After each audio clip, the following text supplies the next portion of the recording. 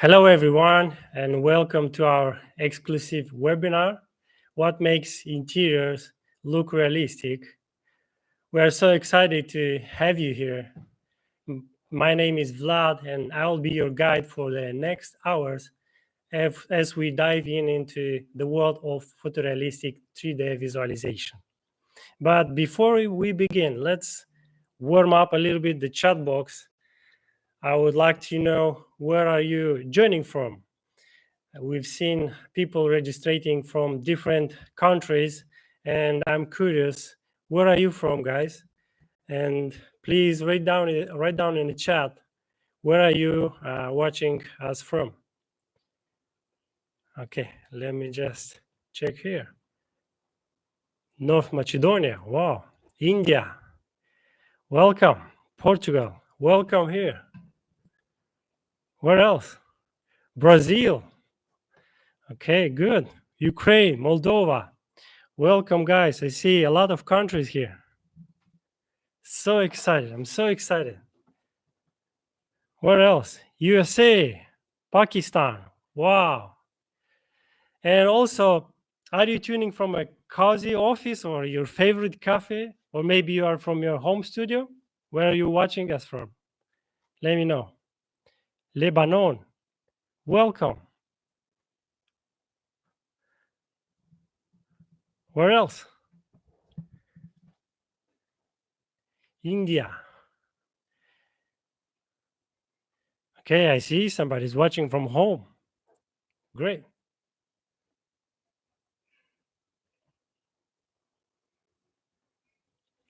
From hospital. Wow. I think you're good. I hope you're good. So, yeah. Somebody is asking me where I'm from. I am from Moldova. There's a Eastern European country between Ukraine and Romania. It is the night right now. It's 7 p.m. o'clock. So, but the internet doesn't have any limits, so we can be all together. Okay, great, guys. So excited. It's amazing to see this diverse group gathering together so we can level up our skills in 3D visualization. Thank you. Thank you all for being here. Let me head down to my presentation then. Now, I would like to introduce the agenda for today. So first, we'll talk about why realism is so important in 3D visualization and how it can elevate your project to a professional level. Then we'll break down the key factors that make renders look realistic, such as lighting, material, those subtle imperfections that many beginners don't pay attention to, but they make the big difference. And of course, composition that shows the real power of your visualization.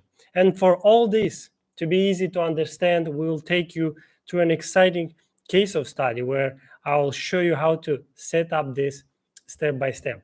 And before we wrap up, we'll tackle some of the most common mistakes every artist make in their renders and how to avoid making them. Of course, I'll have at the end a time for Q&A session, so make sure to write down all your questions you have as we go. You can even write them here on the chat box, and then at the end I will try to answer them as much as I can. Does it sound good? Okay. I see more people are coming. Come in, guys, come in. Sorry for the technical problem we have. So before I begin, I would like to ask you some important question to make sure you are in the right place. So first of them is, are you a creator? So, are you a creator, passionate about bringing design to life with realism? Or maybe you ever felt stuck tweaking your renders endlessly, chasing that wow effect? Or maybe you are someone who wants to deliver stunning visuals on time without breaking a sweat. So if any of these questions relates to you, let me know in the chat box. Maybe because you can just drop a plus in this chat if any of these questions, maybe one, maybe more of them, but if they relate to you. So let's see if you guys relate to these questions. Okay, plus, all right. Who else?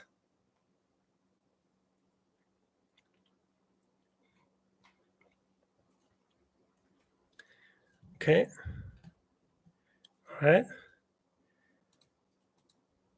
Plus, Adil. Okay. Great. All of them. Pedro says all of them. Great, Pedro. Yeah, so thank you. Let's see. I think we're ready to start, but before I start the actual presentation, let me introduce a little bit myself and who is behind the Edit Academy.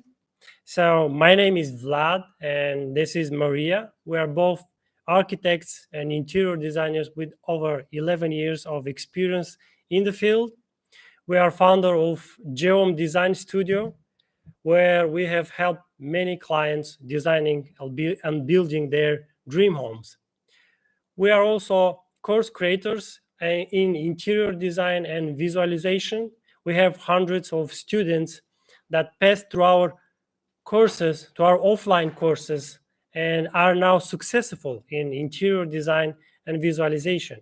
Also, since 2015, we have been certified Autodesk instructors, and through these years of experience, working with many students, seeing all their struggles, we have developed a unique method of learning 3D visualization that brings quicker and better results no matter at what level you start.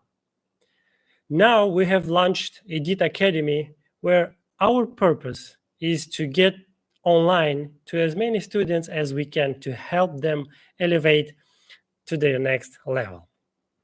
That's all I wanted to tell you about ourselves. So if you have any additional questions, if you're curious about something, write those questions in the chat, and I will be happy to answer them at the end. Okay, now let's dive in. I will start with the big question. Why does realism matters so much in 3D visualization? When we talk about renders, realism isn't just about making something to look good. Isn't about creating visuals that resonates, inspire, and is about creating visuals that resonates, inspire, and most importantly, sell your design ideas. Here I have prepared for you some different renders for comparison. Take a look at these two renders. Both of them are visualization of a living room. Now, take a look closely to the left one. How does it look for you? You can pay attention to each detail and see is there any problem, or maybe you think it's a good looking render. But now take a look to the one at the right and try to catch all those things that make the difference between all these two renders. Now let's compare the same way the next two renders. You can see here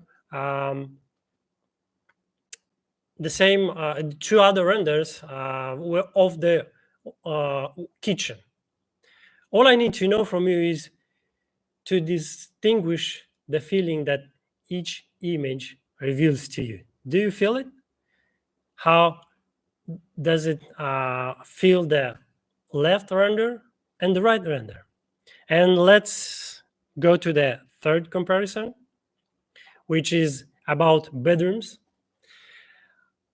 I'm really curious, what would you say looking at the right and the left ones of these renders of a bedroom. So Speaking of all those images, what do you think when you see the left renders? Let's say you see them on the internet and you see the right renders. What is really the difference between these ones? And let me tell you a little secret here. All these images are my renders. Left ones are renders where I started from. And the right ones are those renders where I've got today. So you can see a big difference between them. But what's the really difference here? On the left, we have renders that are flat, overexposed, and unconvincing. The lighting feels everywhere, materials look like plastic, and it's missing that spark that makes you believe it's real. Now, look at the right renders. Notice that natural lighting that comes in, the depth in the materials, and the tiny imperfections that make them feel lived in. This is the kind of realism that spots a client mid-scroll and makes them say, I want that. I like this image. So now, answering the question why realism matters, let's pass through the benefits of realism. And I've prepared for you three most important benefits the realism brings you. And first of them is captivate clients. Realistic renders have an emotional connection that go beyond simply showing a design. They evoke a feeling. Clients can imagine themselves living in or interacting with the space. Then selling the vision. Nowadays, clients don't want to interpret someone's ideas based on their blueprints or sketches. A realistic render removes the guesswork, allowing them to see exactly how the space will look like. This clarity builds trust and confidence in the designer's vision. And of course, first impression matters. In a competitive market, your render is often the first thing a client sees. A striking, realistic visualization instantly sets you apart for making your work memorable and leaving a lasting impression. The second benefit is enhanced communication, like visual precision. Realistic renders communicates every detail of a design, from material choices to lighting effects. This level of clarity ensures that everyone from the client to the contractor and vendors understand the intended outcome. The client collaboration. On a detailed and realistic render, it's easier for the client to provide actionable feedback for your work. For example, they can pinpoint specific elements they like or areas they want to adjust. They won't change that wood texture simply because you forgot to add a slightly reflection on it and it looks like a wallpaper. And of course, efficient workflow. Less time spent on revision and changing the projects means more time for new projects or refining other aspects of your current work. This efficiency helps maintain a smoother workflow and ensures deadlines are met. And here comes the third one, win more projects. Everybody of you knows portfolio is important. Portfolio has a power. A stunning render speaks about your skills and professionalism. Potential clients or employers will see your attention to detail, your technical expertise, and creative abilities, making you stand out in a crowded field. Building reputation, consistently delivering high quality images, realistic visualizations earn you a reputation as a reliable and talented designer. This results in recommendation and testimonials that often follows after that. And of course, securing premium clients. Realistic renders attract high-value clients who appreciate quality and are willing to invest in top-notch design. This can lead to bigger projects, better budgets, and long-term partnerships. And be sincere, Who of you doesn't want that? Okay, now by focusing on these aspects in your renders, you are not just creating beautiful images. You are crafting a professional experience that drives results and builds long-term success. And the best part, achieving these levels of realism doesn't have to take months and years of learning. With the right technique and a smart workflow, you can create an eye-catching renders efficiently. So here, these are the most important three benefits of realism in your render. Let's move on to the most exciting part of today's presentation. The key factors of a realistic renders. And these key factors are as follows: lighting behavior, material properties, imperfections, and framing. Now let's dive into these four essential elements that define realism in your renders. These are the pillars of any great visualization, and mastering them will take your work to the next level. So I will start with the first one: lighting behavior. Lighting can make or break your render. Think of it as the storyteller of your scene. It sets the mood, directs the focus, and brings everything to life. The right lighting scenario can show exactly the mood and the atmosphere of a specific interior just through an image. And we classify lighting in two major categories, which is natural lighting and artificial lighting. And when it comes to natural lighting, of course, we speak about daylight. For the daylight, there is a direct lighting we need to pay attention to. How the sun comes inside through window. How naturally it creates shadows, which can be sharper or smoother, depending on the sun size and the period of the day. We analyze this all from the real photos to understand it better. Also, there might be other objects outside that influence the shadows coming into your interiors, like some trees or other buildings. So don't forget about that. In addition to direct lighting, we also have the environmental light that comes from the sky and comes from other objects that reflect the sunlight. And that should be in your renderings too. Sometimes we can even create an interesting atmospheric render using just environmental light, like you can see in this image in my presentation. And now it's time to see a quick case study of how to do it in 3ds Max. Let's take a look at this scene. Here I'll explain the lighting scenario for the daylight effect. I used for the primary natural lighting a Corona sun. As you can see in this scene, take a look at its settings. Here we can control the intensity of the sunlight and its size, which controls the sharpness of the shadows. For environment, I have used Corona Sky in my case, but it can be replaced with an HDRI map for more complex and environmental illumination. Also, I have passed the Corona Sky through a color correction to get rid of the cold blue color of the sky, as I prefer to control its temperature later in light mix.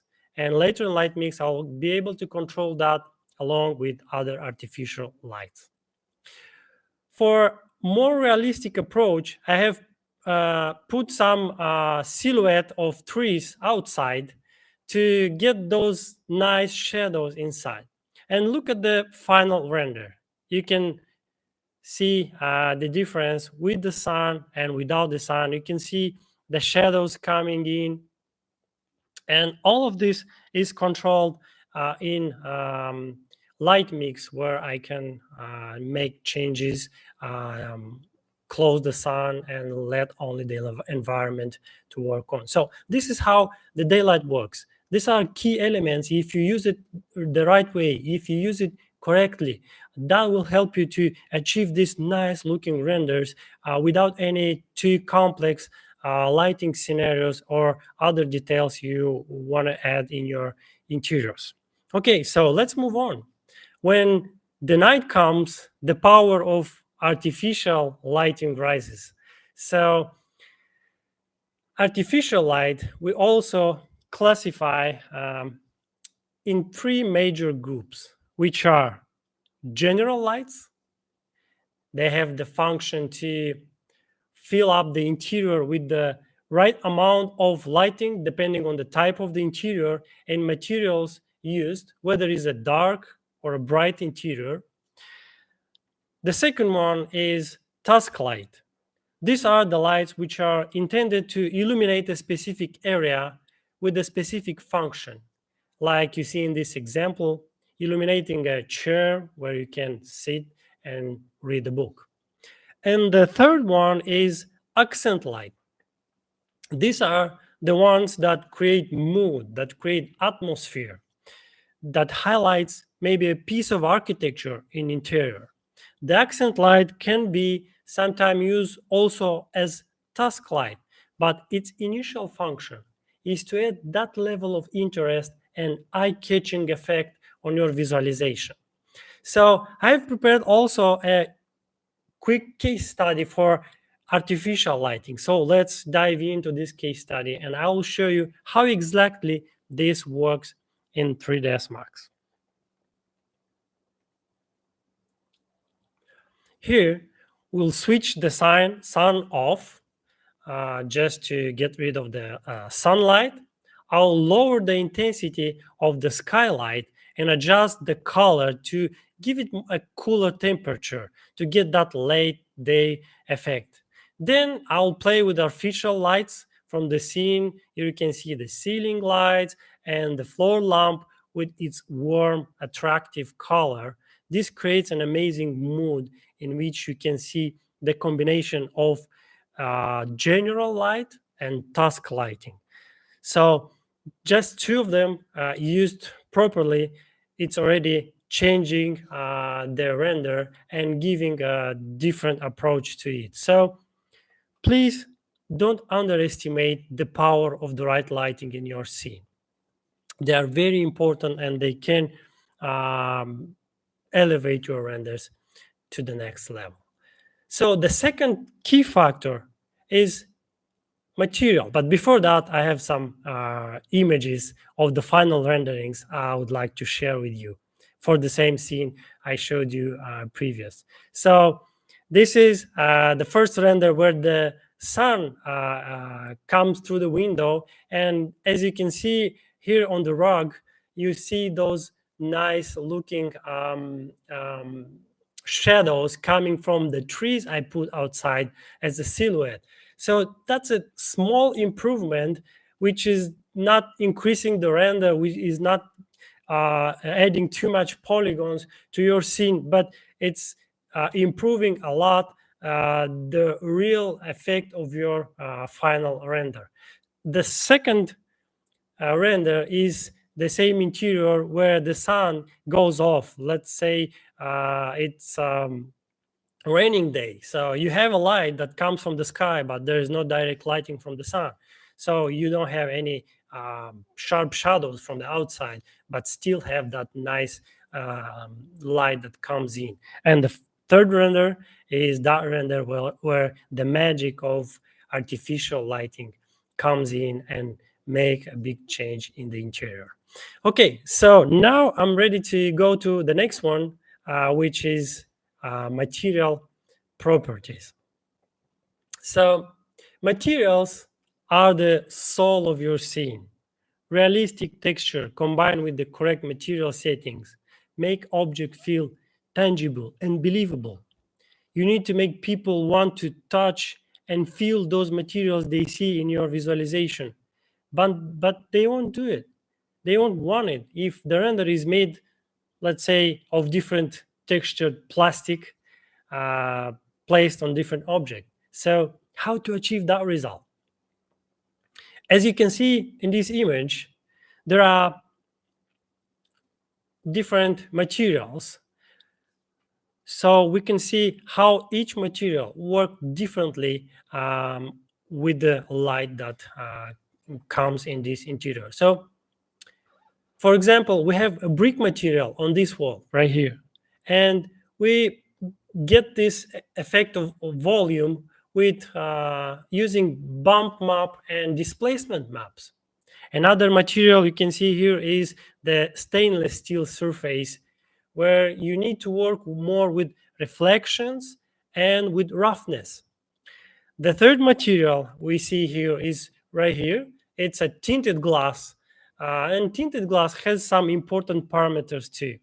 It has reflection, it has refraction, and the property that creates the level and the color of tint. This is absorption color. And of course, the fourth material or fourth type of material in this image is matte material, such as kitchen top or kitchen fronts, where we also work with reflection glossiness, and in some cases with diffuse texture if it's not just the color but has some texture on it. And of course, when we speak about materials, we speak about imperfections too. So let me head to the next of my slide right here. Okay. So imperfections are very important in your way to creating very realistic materials. Because in real life, nothing is perfect. And in your renders shouldn't be either. You won't have a wall with a perfectly straight surface in real life. Even if you paint your wall with one color, it won't be identically on the whole surface. So adding imperfections like scratches, smudges, dirt, or dust makes the scene more relatable and more realistic. Now, let's bring all this principle together in another real example of how to create those complicated material with different added texture.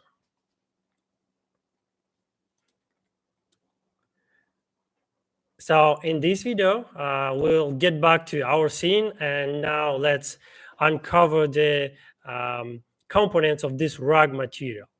Here I have used a texture through a follow map, which typically is used for fabric to get that gradual lighting depending on the angle view.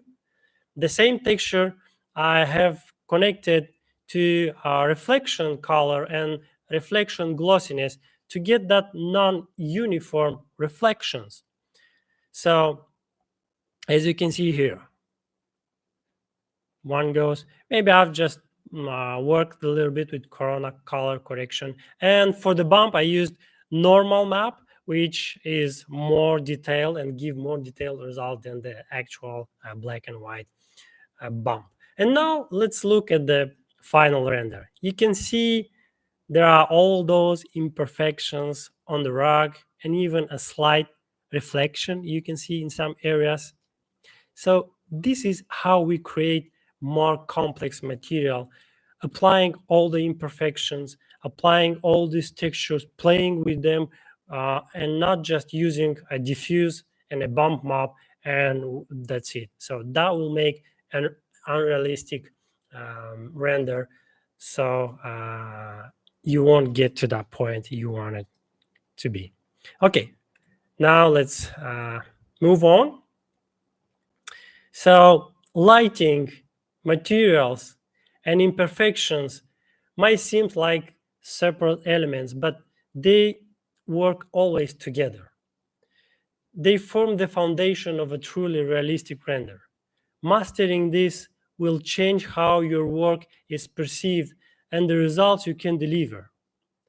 But here comes the fourth one, the fourth key element, which is framing. So don't ignore the importance of the final frame you choose to render. It can change everything.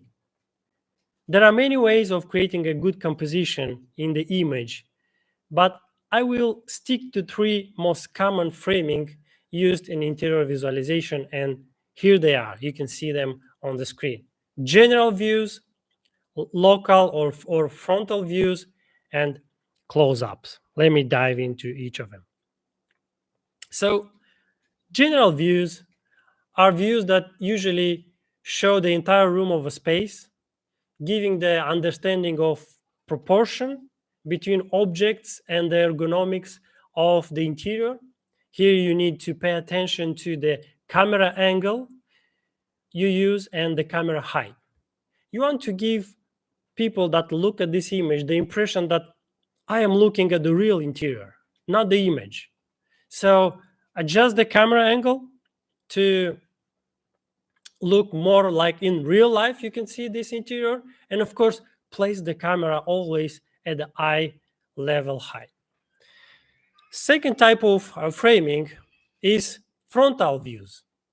These renders highlight a specific area, giving the client the opportunity to feel how they would be using in real life, how it would be using this table, or how he will be sitting in that bathtub, or maybe how he will sit at this island having a dinner with his family, or maybe a breakfast.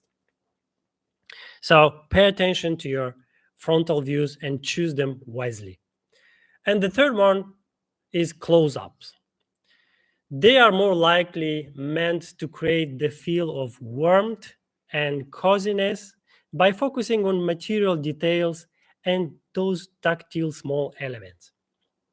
As you can see in this image, you can feel the quality of the wood material. The client can put himself in that specific place, like in this image. How it would be to sit on that bed and put your book on bedside. In close-ups, you can show the detail of your materials, and of course, creating a depth by using depth of field to highlight the key elements in the composition. As you can see in all those images, we show small details and we put focus on the most important object we want to highlight. So these are the foundation of the or those four key factors of a realistic render that will enhance your renders and will elevate your skills to the next level. So you need to try to enhance each one of them and move on to the next level. Does this make any sense to you? Let me get back to our chat box and interact with you somehow. How are you doing, guys? How is my presentation to you? Does it make any sense? Do you take any valuable insights from here?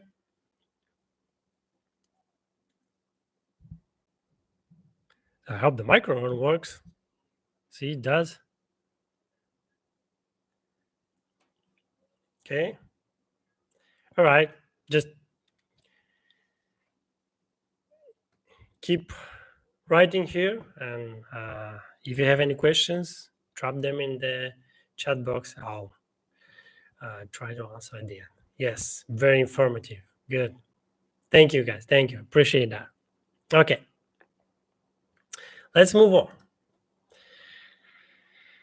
So the next part of my presentation is the most common mistakes every beginner make. What are those mistakes and how to avoid them so that you can be many steps ahead of the average? And here's three of them, the most important. Mismanaging the workflow. This will increase the time you are spending on a project just to get some results. So you won't have the time for improvement. So how to fix that? How to avoid this mistake? Here are some advices you need to keep in mind. Organize a project folder. Make sure your textures are placed in the right place so you don't lose them again. So you don't open the scene and everything is green or black because you've lost your textures. Organize, clean up the scene. Don't keep clutter in the scene. Even if you tested some models, clean it up. This will make your scene move faster and the render will start quicker. Optimize your render time. Set the right noise level and image resolution for the results you want to achieve. If you need a smaller image, don't put like 5,000 pixels. It will take much longer. Use material libraries. There are a lot of material library already to use. You don't have to create every material from the scratch. And of course, use presets for quicker setup. You can always save your presets or use other presets for quicker scene setup. So when you open the scene, you can just upload your presets and everything is ready in place, even your HDRI, even your Corona sky. So you just have to continue working and doing the best you can to achieve that nice looking result. Okay, what's the second mistake? It's lighting and material setup. So flat, overexposed lighting lacks depth. Use those tips I shared with you today and you will get more realistic renders. Use those 3 basic lighting and you will start having more interesting and more realistic renders. Avoid overly glossy or plastic-like material. Don't ignore material setup. Pay attention to more details and create more complex material. Add more texture to it. Combine texture. There are a lot of possibilities in Slate Material Editor. You can use it. Don't ignore light interaction like soft shadows and reflection. Do it the smart way and always compare with the real photo to understand the physics of lights. So we always look to a real reference. And of course, fourth, use light mix for setting up balanced lighting scenario. This is a powerful tool that allows you to make changes and adjust your lighting after render is ready. So light mix is a powerful tool. Many architectural visualization don't use it and don't know how to use it. And of course, the third mistake is framing and composition. So keep in mind, guys, a bad framing can ruin a great visualization, while a good framing can make even a mediocre render look more and more impressive. So that's true. And you will understand when you'll master this skill more and more. So use relevant render aspects, portrait, square, or landscape. It all depends on the interior size and the object you choose to render. There is no one magic aspect for all renders. You don't have to render all your scene with the same aspect. You need to adjust it all the time. You need to choose the right proportion you want. And of course, apply compositional rules like leading lines for focal points. They will highlight the most important element in the composition and guide attention to it. Experiment also with depth of field to guide the viewer's eye, especially when we talk about close-ups. Use focus on some objects. This will give them more importance in the composition related to the rest of the image. So these are the most commonly made mistakes. There are many more, but believe me, I've made them all. But if you avoid making this one, at least these 3, it will make a big difference in your results and it will make a big difference in your final renderings. So Do you feel frustrated working on a 3D project only to understand that something is still missing? Are you guys spending countless hours tweaking lighting and materials only for the final render to look amateur? So I know that. I've been there, believe me. When I started, I've made every mistake possible. Bad lighting, setup, unrealistic materials, renders that felt flat and uninspiring. But those mistakes taught me something, taught me a valuable lesson. And I knew after that what works and what doesn't. Now I've distilled all my trials and errors into a proven strategy that saves time and produces stunning results. And I would like to share all of this with you. That's why we have developed this course, Mastering 3D Design from Basic to Brilliance. Who is this course for?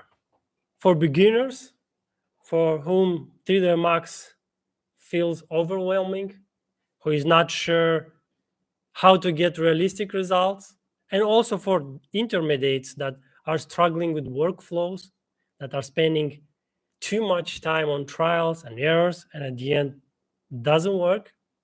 So in this course, you'll learn the method focusing on the practical results. You'll have support and feedback to ensure you are always improving, and you will get a streamlined workflow that saves time and produces stunning results. So here are the course details on this presentation. The course will start January 6th. The duration of the course will be 3 months, and tools we'll be working with are 3ds Max plus Corona Render, and we will focus most on efficient learning, optimized workflow, and complete process. But even if the course duration is 3 months, with our guidance, we'll guide you step by step each lesson, and we'll interact with your homework assignments. But you'll get access for 6 months to all lessons and all materials on our platform. So let me show you a course overview and advantages. First of all, practical learning, not theory overload. We'll learn the entire visualization process from modeling to final rendering. We'll emphasize on simple tools and techniques that make the workflow efficient. Second, we'll have a hands-on on project development. We'll build a complete interior scene step by step based on your chosen reference. You'll have a regular feedback to ensure that you're on the right track. So we'll be giving you that feedback. Also, tutor support and peer collaboration. We'll have a personalized feedback on every assignment and every homework you'll be doing. You'll have an access to WhatsApp support group for quick questions and peer discussion with others.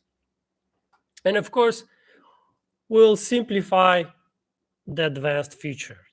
We'll learn essential techniques like lighting, texturing, and render optimization without complexity. So this course is composed of 6 modules, as you can see here. So at the first module, we'll begin with essentials and how to organize your workflow to set up your software and choose the perfect reference for your future project. Then we'll learn to construct accurate, clean models of walls, floors, and openings using efficient techniques. We'll master the art of creating detailed furniture and decor pieces, or import some of them from professional sites or platforms to save time. Then we'll discover how to balance natural light and artificial lighting for stunning realistic ambience, as I showed you today in our case study. Then we'll dive into material creations from basic properties to advanced effects like glass, metals, and many more. And of course, we'll learn how to set up cameras how to render with confidence, and apply most post-production technique to make your image pop up. At the end, you'll have a complete portfolio, ready interior visualization project, and of course, you'll have the confidence. You'll have the confidence for your future project. You'll have the confidence that you can do your future project independently at a high level.